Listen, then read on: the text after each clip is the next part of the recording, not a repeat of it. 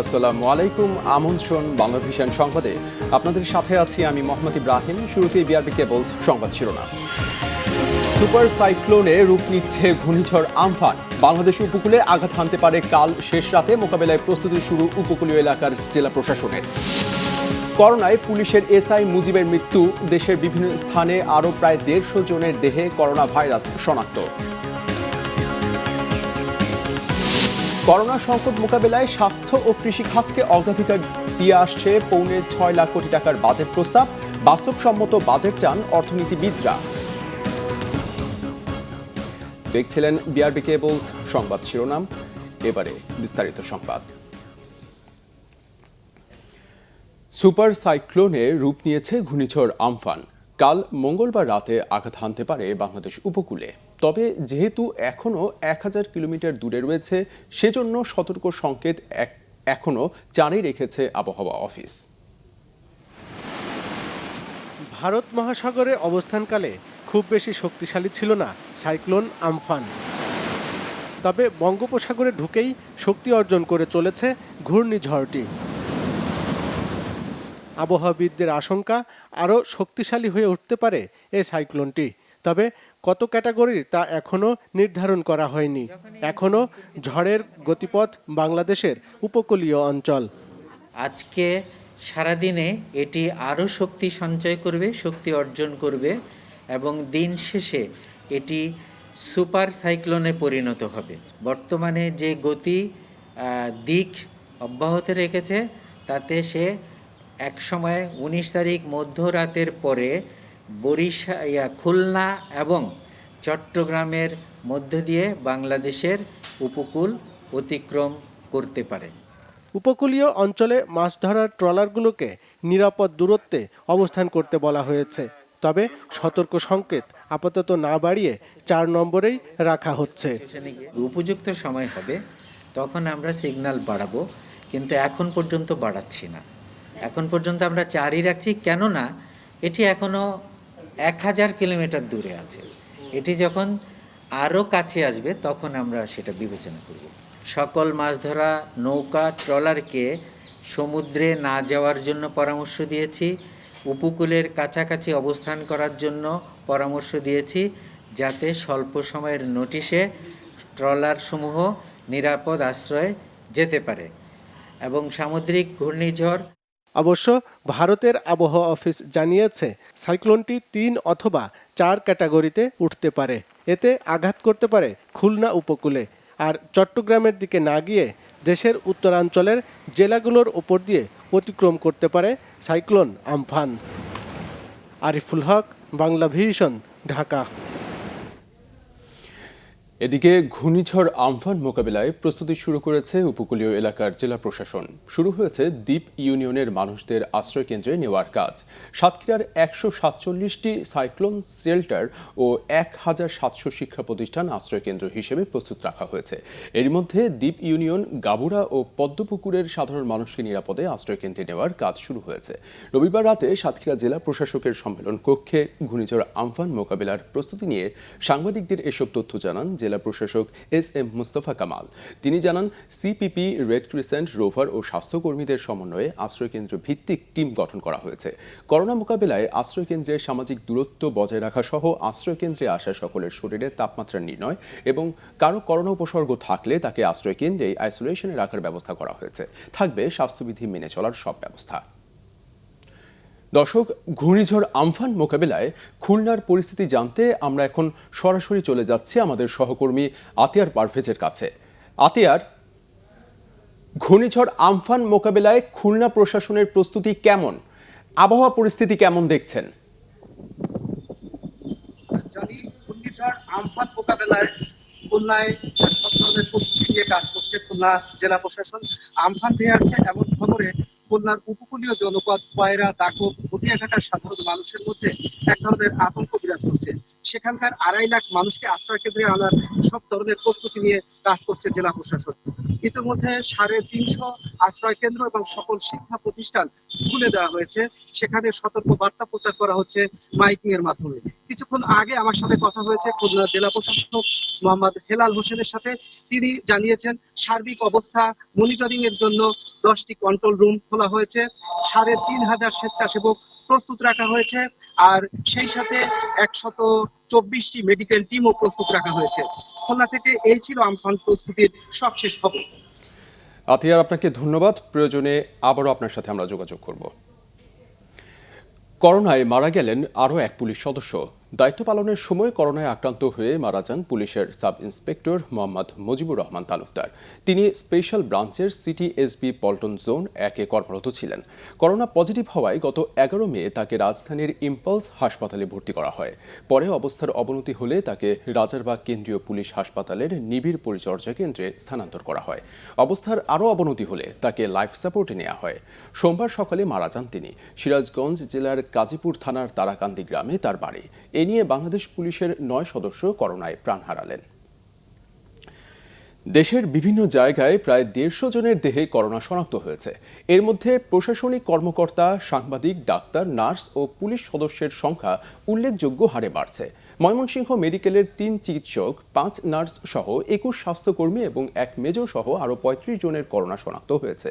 লক্ষ্মীপুরে নতুন করে আক্রান্তদের মধ্যে রায়পুর উপজেলা পরিষদের ভাইস চেয়ারম্যান, রায়পুর উপজেলা স্বাস্থ্য কমপ্লেক্সে সদ্য যোগদানকারী 4 চিকিৎসক, 2 নার্স ও বাংলাদেশ টেলিভিশনের লক্ষ্মীপুর জেলা প্রতিনিধি রয়েছেন।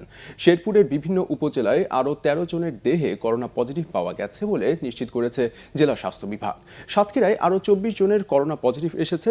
গোপালগঞ্জে নতুন করে আরও 4 জনের দেহে করোনা ভাইরাস শনাক্ত হয়েছে। বাগেরহাটের কচুয়া উপজেলায় বৃহস্পতিবার করোনা উপসর্গ নিয়ে মারা যাওয়া নারী করোনায় আক্রান্ত ছিলেন। মৃতের বাড়িসহ 20টি বাড়ি লকডাউন করা হয়েছে। বরিশালে নতুন করে করোনা পজিটিভ 7 জন। জয়পুরহাটে নতুন করে আরও 28 জন করোনা শনাক্ত হয়েছে।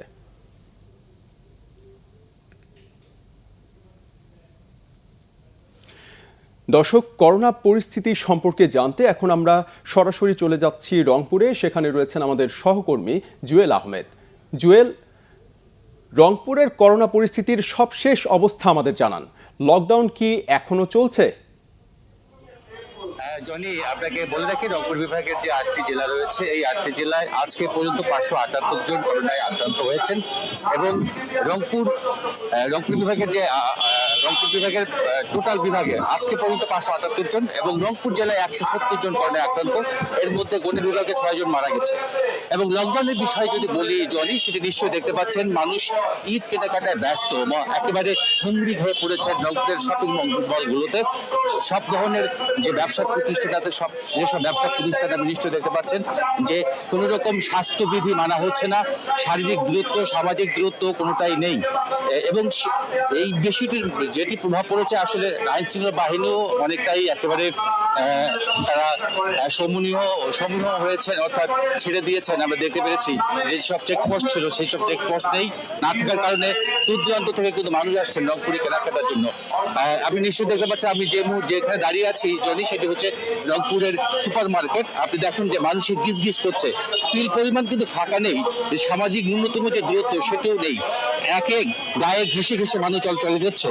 সবকিছু মিলিয়ে একটু আশাবাদী আপনাকে শোনাতে চাই জনি, সেটি হচ্ছে যে এখন পর্যন্ত যারা হোম কোয়ারেন্টাইনে ছিলেন, রংপুরের প্রায় 6,500 মতো মানুষ তারা সুস্থ হয়েছেন এবং রংপুর হাসপাতাল যেসব রংপুর বিভাগে যেসব হাসপাতাল রয়েছে এবং রংপুর করোনা হাসপাতাল রয়েছে, সেই হাসপাতাল থেকে 130 জন করোনা রোগী করোনাকে জয় করে তারা বাড়িতে ফিরেছেন। কিন্তু সবকিছু মিলে এই অবস্থা যদি চলে থাকে তাহলে সত্যি আসলে ভয়াবহ পরিণত হবে রংপুরে, সেটি কিন্তু সুশীল সমাজ ধারণা করছেন এবং সেই ধারণা থেকে তারা কিন্তু প্রধানমন্ত্রী বরাবর স্মারকলিপি দিয়েছেন দোকানপাট, শপিং মল বন্ধের জন্য এবং চেম্বারে একটি উদ্যোগ নিয়েছেন ব্যবসায়ীদেরকে নিয়ে, সেটি কিন্তু ভেস্তে গেছে।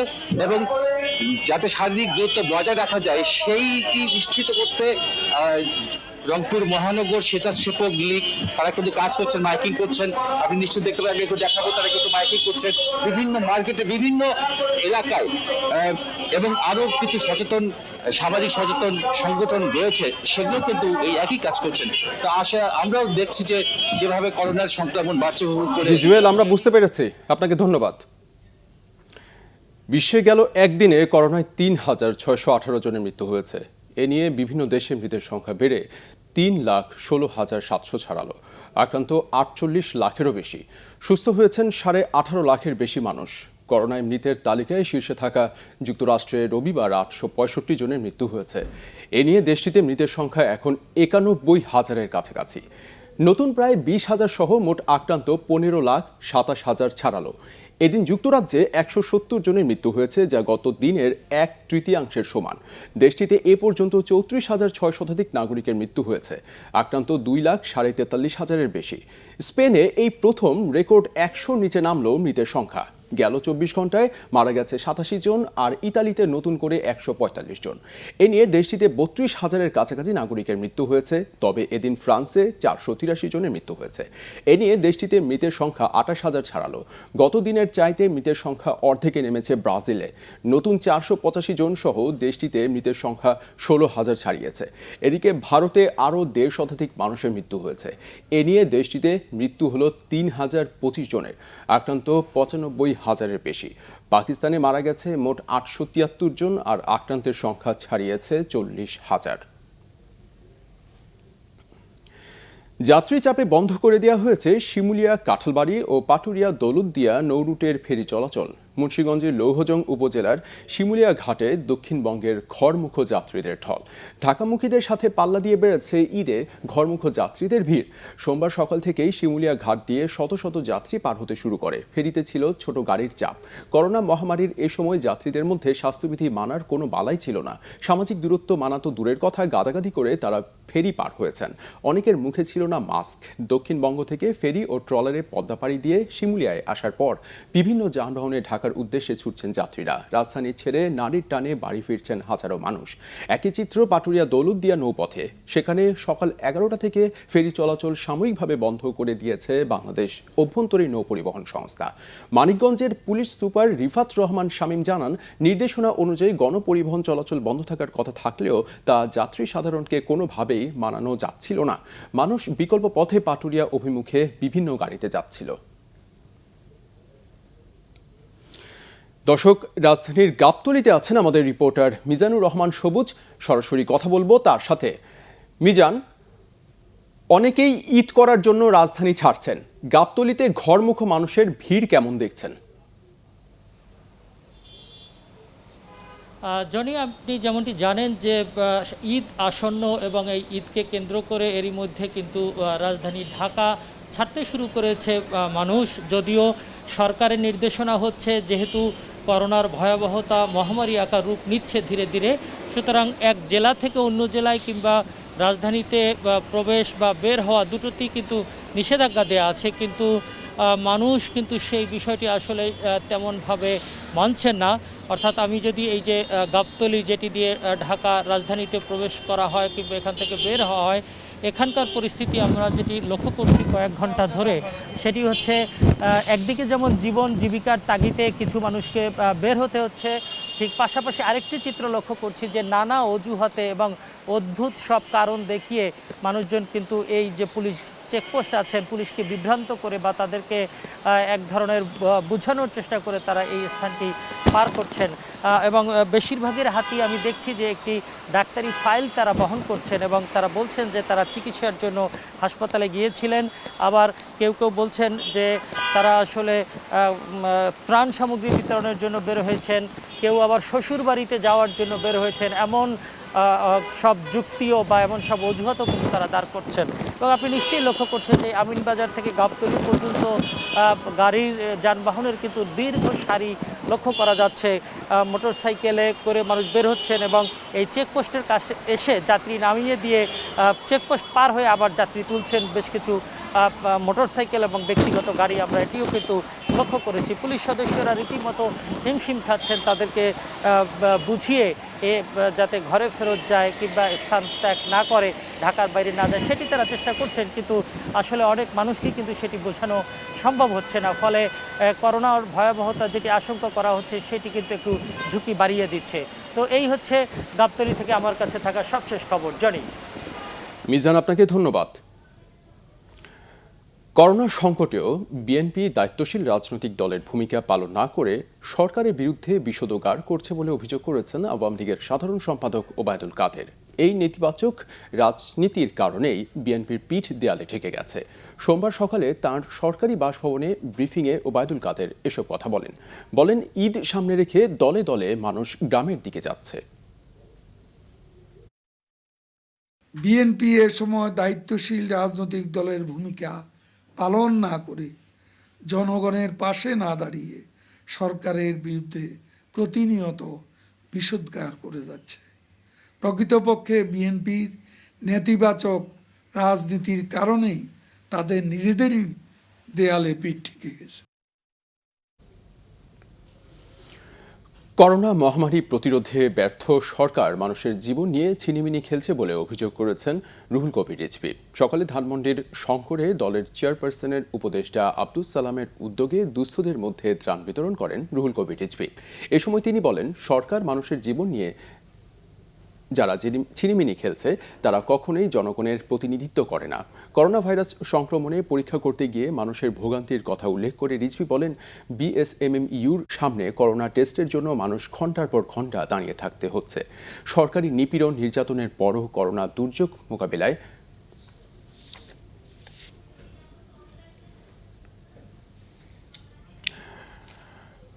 অতিরিক্ত ভিড় সংক্রমণের ঝুঁকি বাড়াচ্ছে। এ সময় সকলকে যার যার অবস্থানে থেকে স্বাস্থ্যবিধি মেনে ঈদের ছুটি কাটানোর অনুরোধ করেন। করোনা সংকট মোকাবিলায় স্বাস্থ্য ও কৃষি খাতকে অগ্রাধিকার দিয়ে নতুন বাজেট দিতে যাচ্ছে সরকার। কর্মহীন মানুষকে কাজে ফেরানো আর ক্ষতিগ্রস্ত অর্থনীতি চাঙ্গা করতে নেওয়া হচ্ছে বিশাল বাজেটের পরিকল্পনা, যার আকার ছুঁতে পারে 6.25 লাখ কোটি টাকা। এই বাজেটে সামাজিক সুরক্ষার আওতা বাড়বে বলে জানিয়েছেন পরিকল্পনা মন্ত্রী এম এ মান্নান। তবে অর্থনীতিবিদরা বলছেন, গতানুগতিক বাজেট দেয়া এখন সময়োপযোগী হবে না। উচ্চাভিলাষী টার্গেট ঠিক না করে বাস্তবসম্মত বাজেট ঘোষণার পরামর্শ তাদের। আমদানি রপ্তানি কিংবা রেমিট্যান্স, অর্থনীতির সব সূচকই যখন নড়বড়ে, তখন নতুন চ্যালেঞ্জ নিয়ে বড় বাজেটের পরিকল্পনা করছে সরকার। 11 জুন পেশ হতে যাওয়া এই বাজেটের আকার হতে পারে 5,70,000 কোটি টাকা। করোনা সংকটে বাণিজ্যিক অনেক প্রতিষ্ঠান ও কলকারখানার চাকা থমকে যাওয়ার পরও রাজস্ব আয়ের টার্গেট ধরা হচ্ছে 3.25 লাখ কোটি টাকার বেশি। বরাবরের মতো এ বাজেটেও থাকছে দারিদ্র্য কমানোর চ্যালেঞ্জ। পাশাপাশি করোনার কারণে স্বাস্থ্য খাতে দৈন্যদশার যে চিত্র ফুটে উঠেছে তা সামলাতে বরাদ্দ বাড়ছে এবার। পাশাপাশি প্রাধান্য পাচ্ছে কর্মসংস্থান, জানিয়েছেন পরিকল্পনা মন্ত্রী। যদিও গতানুগতিক, কারণ প্রকল্প আমরা নতুন মাত্রায় কোনো প্রকল্প তৈরি করছি না। সেই স্বাস্থ্য, সেই কৃষি, সেই বিদ্যুৎ, সেই সড়ক, ওইসব জায়গায় আমরা ব্যয় করছি। শুধু মাত্রাটা একটু স্ট্রেস যেটাকে বলে আন্ডারলাইন করা, হাইলাইট করে একটু বেশি হবে স্বাস্থ্যের ক্ষেত্রে, কৃষির ক্ষেত্রে। স্বাস্থ্য খাতে এবার আমরা বেশি টাকা ব্যয় করবো গত বছরের তুলনায়। দরিদ্র লোকেরা হাসপাতালে গিয়ে টেস্ট করাতে পারে নাই, অনেক জায়গায় ঘুরে এসছে, তারা যাতে এই সুযোগটা বেশি পেতে পারে, এই জন্য হাসপাতালগুলোর সক্ষমতা বাড়াতে হবে, সুযোগ সৃষ্টি করতে। এই জন্য আমরা ব্যয় করবো অনেক বেশি টাকা। এইটা একটা নতুন মাত্রা এখানে। বড় খরচের চাপ সামলাতে ব্যাংকিং খাত থেকে এবার 1.25 লাখ কোটি টাকা ধার করার প্রস্তাব আসতে পারে বাজেটে। বিশ্লেষকরা বলছেন, করোনার দুর্যোগে বাজেটের অঙ্কের চেয়ে বেশি নজর দিতে হবে খরচের যৌক্তিকতার দিকে। রাজস্ব আদায়ের ক্ষেত্রে একটি উচ্চাভিলাষী লক্ষ্য রাখি এবং বাজেট ঘাটতি অর্থায়নে আমরা একটি উচ্চাভিলাষী লক্ষ্য সবসময় দেখতে পাই। এই বছর এ ধরনের লক্ষ্য নির্ধারণ করে কোনো লাভ নাই, কারণ এই বছর যেটা করতে হবে সেটা হলো একটা বাস্তবায়নযোগ্য বাজেট। অর্থনীতি এখন একটা বড় দুর্যোগের মধ্যে আছে। এমন অবস্থায় একটি গতানুগতিক বাজেট সময় উপযোগী হবে না। 6% বাজেট ঘাটতি সামলাতে বিদেশি সহায়তা বাড়ানোর তাগিদ দেন বিশ্লেষকরা। পাশাপাশি সব প্রকল্পকে সমান গুরুত্ব না দিয়ে পদ্মা সেতুর মতো প্রকল্প বাস্তবায়নে জোর দেওয়ার পরামর্শ অর্থনীতিবিদদের। জিয়াউল হক সবুজ, বাংলা ভিশন, ঢাকা। করোনাকালে 50 লাখ পরিবারকে নগদ সহায়তা কর্মসূচিতে অনিয়মের অভিযোগ ওঠা 8 লাখ নাম যাচাই বাছাই করে নতুন তালিকা তৈরির কাজ চলছে বলে জানিয়েছেন দুর্যোগ ব্যবস্থাপনা ও ত্রাণ সচিব। সরকারের পক্ষ থেকে জানানো হয়েছে, একটি মোবাইল নাম্বারে একাধিকবার টাকা পাওয়ার সুযোগ নেই। অভিযুক্তদের বিরুদ্ধে উচ্চ পর্যায়ের কমিটি গঠন করে দৃষ্টান্তমূলক শাস্তি নিশ্চিতের সুপারিশ করেছেন বিশেষজ্ঞরা। দেশের ইতিহাসে প্রথমবারের মতো 50 লাখ পরিবারকে এককালীন 2,500 টাকা করে নগদ সহায়তার কার্যক্রম বৃহস্পতিবার উদ্বোধন করেন প্রধানমন্ত্রী শেখ হাসিনা। করোনার লকডাউনে রোজগার হারানো গরিব মানুষকে সহায়তার জন্য এই উদ্যোগ। মোবাইল অ্যাকাউন্টে সরাসরি দুস্থদের কাছে পাঠানো প্রধানমন্ত্রীর এই সহায়তা কার্যক্রমের তালিকায় একাধিক নামের পাশে একই মোবাইল নাম্বার ব্যবহারের অভিযোগ উঠেছে। হবিগঞ্জ, লালমনিরহাট, বাগেরহাটে সুবিধাভোগীদের নামের পাশে ইউপি সদস্যের সহ একই মোবাইল নাম্বার ব্যবহারের অনিয়ম চিহ্নিত করেছেন স্থানীয় পর্যায়ের সংশ্লিষ্ট সরকারের কর্মকর্তারাই। ফলে তালিকা থেকে বাদ দেওয়া হয়েছে প্রায় 8 লাখ নাম। রবিবার ঘটনার ব্যাখ্যা দেয় ত্রাণ ও দুর্যোগ ব্যবস্থাপনা মন্ত্রণালয়। যে সংখ্যা আপনার আছে আমাদের হাতে, সেটার থেকে স্ক্যানিং করে কিছু ড্রপ গেছে আইসিডি ডিভিশনে, আইসিডি ডিভিশন থেকে কিছু ড্রপ খেয়ে গেছে অর্থ থেকে কম গেছে ওই বিভিন্ন বাংলাদেশ ব্যাংকের কাছে আরও কম গেছে। এবং এটা 4-5টা স্টেজ। এই 4-5টা স্টেজের সংখ্যার ভিতরে যদি এখন আমরা বলি আর আপনারা যদি বলেন যে এটা এত কম, এটা তো কিন্তু পেমেন্টের ক্ষেত্রে জেনুইন লোকের বাইরে কোনো কাজ করার সুযোগ নাই। এটা তো কারাপশনের কোনো সুযোগই নেই। আপনার এনআইডি এবং আপনার মোবাইল নাম্বার, আপনার আর্থিক অবস্থা সবগুলো একত্র ম্যাচ না করলে তো আপনার টাকাই ডিসবার্স হবে না। তবে বিশেষজ্ঞরা বলছেন প্রকৃত ক্ষতিগ্রস্তরা যেন কোনোভাবেই তালিকা থেকে বাদ না পড়ে সেদিকে বিশেষ লক্ষ্য রাখতে হবে। যে নাম বা ফোন নাম্বার সঠিক নয় এরকম নাম বা তালিকা নাম যারা ঢুকিয়েছে, যারা নিজের স্বার্থে যে জনপ্রতিনিধিরা তথাকথিত জনপ্রতিনিধিরা নাম ঢুকিয়েছেন, আমি মনে করি তাদের দৃষ্টান্তমূলক শাস্তি হওয়া উচিত এবং নিশ্চয়ই এই বিষয়টি একটা উচ্চ পর্যায়ের এবং নিরপেক্ষ তদন্তের মাধ্যমে দেখে তাদেরকে শাস্তির ব্যবস্থা নিতে হবে। দেশে 41,139 জন ইউপি মেম্বার, 13,713 জন মহিলা মেম্বার ও 4,571 জন চেয়ারম্যানের মধ্যে অল্প সংখ্যকই এই অপকর্মটি করেছেন। সহায়তা কর্মসূচির সংশ্লিষ্টরা জানাচ্ছেন নামের সাথে ভোটার আইডি নাম্বার ও মোবাইল নাম্বার অটোমেটেড সিস্টেমে ভেরিফাই করার পরই টাকা ছাড় করা হচ্ছে। এরই মধ্যে 7 লাখের বেশি পরিবারকে টাকা পাঠানো হয়েছে। ত্রুটি পাওয়া গেলেই আবারও যাচাই বাছাই করা হচ্ছে। অনিয়মের সাথে জড়িতদের বিরুদ্ধে কঠোর ব্যবস্থা নেওয়ার ঘোষণাও দেওয়া হয়েছে। রকুনুজ্জামান, বাংলা ভিশন, ঢাকা। স্থানীয় সরকার মন্ত্রী তাজুল ইসলাম ডেঙ্গু প্রতিরোধে নগরবাসীকে আরও সচেতন হওয়ার আহ্বান জানিয়েছেন। সকালে বারিধারা এলাকায় ঢাকা উত্তর সিটি কর্পোরেশনের ডেঙ্গু প্রতিরোধে চলমান চিরুনি অভিযান পরিদর্শন করেন। এ সময় বারিধারার 9 নম্বর রোডে নির্মাণাধীন একটি বিল্ডিংয়ে গিয়ে এডিস মশার লার্ভা দেখতে পান। পরে সাথে থাকা ম্যাজিস্ট্রেটকে বাড়ির মালিক বা নির্মাণকারী প্রতিষ্ঠানের বিরুদ্ধে আইনানুগ ব্যবস্থা নিতে বলেন। মন্ত্রী বলেন, এত করে বলার পরও যদি মানুষ সচেতন না হয় বিষয়টি দুঃখজনক। এ সময় ঢাকা উত্তর সিটি কর্পোরেশনের মেয়র আতিকুল ইসলাম বলেন, এত বলার পরও যদি মানুষ সচেতন না হয় তাহলে মনে করতে হবে তারা ইচ্ছা করেই এই কাজগুলো করছেন। যারা এ ধরনের কাজ করছেন তাদের বিরুদ্ধে আইনানুগ ব্যবস্থার পাশাপাশি সামাজিক প্রতিরোধ গড়ে তোলার আহ্বান জানান মেয়র। একটি এলাকা বাড়িধারা, সেই বাড়িধারাতে কনস্ট্রাকশনের বাড়ির নিচে বারবার বলা সত্ত্বেও আমরা যেগুলো পাচ্ছি, যা কিছু করার ম্যাজিস্ট্রেট করবে। আমি অনুরোধ করব সাধারণ জনগণকে, আপনারা আসুন, আমাদের কথা শুনুন, নিজেরা বাঁচুন, দেশকে বাঁচান, এই শহরকে আমরা রক্ষা করি। বারবার বলা সত্ত্বেও মশা প্রজননের জন্য তারা উৎসাহিত করছেন এবং মানুষের জান মাল জীবন আজকে হুমকির সম্মুখীন করছেন। তাদের বিরুদ্ধে আইনের যতগুলি সুযোগ আছে সব সুযোগ ব্যবহার করে ব্যবস্থা নেওয়ার জন্য। করোনা মহামারীতে প্রান্তিক কৃষকের পাশে দাঁড়িয়েছেন খাগড়াছড়ির গুইমারা রিজিয়নের সেনা সদস্যরা। 24 পদাতিক ডিভিশনের জিওসির নির্দেশে প্রান্তিক কৃষকের কাছ থেকে ন্যায্য মূল্যে তাদের উৎপাদিত ফসল কিনে বিনামূল্যে বিতরণ করা হচ্ছে হতদরিদ্রদের মাঝে। সোমবার সকালে মাটিরাঙ্গা পাইলট উচ্চ বিদ্যালয় মাঠ ও মানিকছড়ি রানী নিহার দেবী উচ্চ বিদ্যালয় মাঠে 1 মিনিটের বাজার নামে ব্যতিক্রমধর্মী এ উদ্যোগের উদ্বোধন করেন Guimara region commander brigadier general Mohammad Shahriar Zaman. এ সময় তিনি বলেন, এটি একটি সেবামূলক কার্যক্রম, সেনাবাহিনীর পক্ষে যতদিন সম্ভব তা অব্যাহত রাখা হবে। সবজি উৎপাদিত সবজি বিক্রি করতে পারেন না, সেটা আমরা দূরে দূরে থেকে ন্যায্য মূল্যে কিনে এনেছি এবং দুস্থ অসহায় যারা কৃষি কেনাকাটা করতে পারেন না তাদেরকে সম্পূর্ণ বিনামূল্যে আমরা সেই সবজি এবং চাল বিতরণ করছি। এটা মূলত ঈদকে সামনে রেখে আমরা এটা করছি। ঈদের আগে আবারও করব একবার এবং ঈদের পরেও আমাদের এই সেবাধর্মী উদ্যোগটা আমাদের চলমান থাকবে।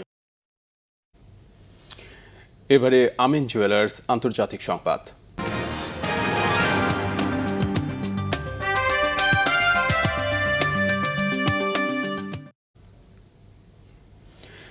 এবার সাবেক মার্কিন প্রেসিডেন্ট বারাক ওবামাকে সবচেয়ে অযোগ্য প্রেসিডেন্ট বললেন প্রেসিডেন্ট ডোনাল্ড ট্রাম্প।